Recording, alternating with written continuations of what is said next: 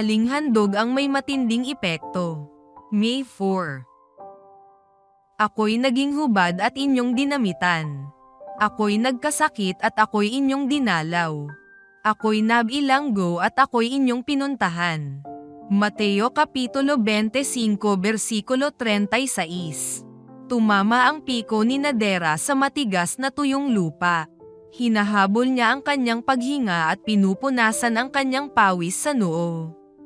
Tumingin siya sa paligid at nakita lang niya ang tuyo at bitak-bitak na lupa sa paligid.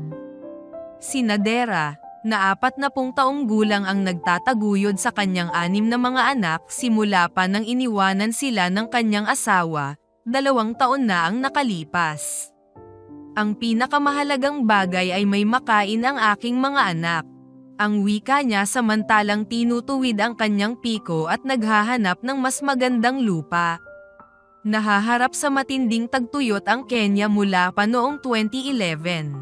Sa kakaunting ulan sa ganoong katagal na tagtuyot, tumaas ang karahasan, nagsara ang mga negosyo, at hindi makapagbungkal ng lupa ang mga magsasaka. Nang malapit nang maubos ang kakaunti nilang pagkain, lumibot si Nadera sa buong nayon at namalimos. Kung minsan nararamdaman ko na gusto ko nang magnakaw upang may makain lang ang aking mga anak. Ang kanyang pagtatapat, nahihiya akong sumagi sa aking isip ang ganyang kaisipan. Subalit kailangan kong magpatuloy para sa aking mga anak. Kung hindi, ay walang kabuluhan ang buhay.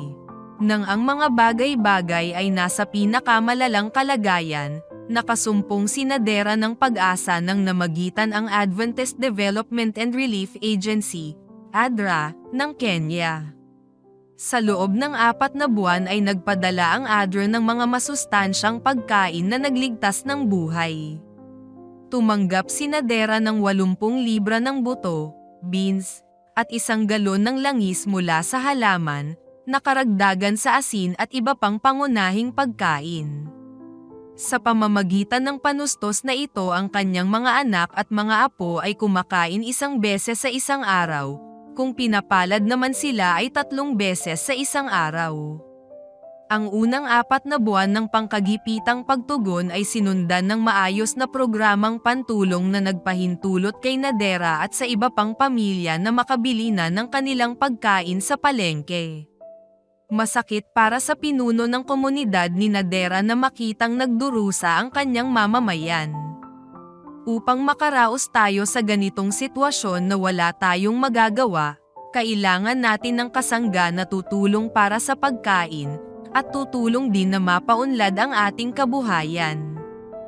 Ang wika niya, "Nagpapasalamat ako sa ADRA dito sa Kenya sa suporta na ibinigay nila sa aking mamamayan." Panawagan.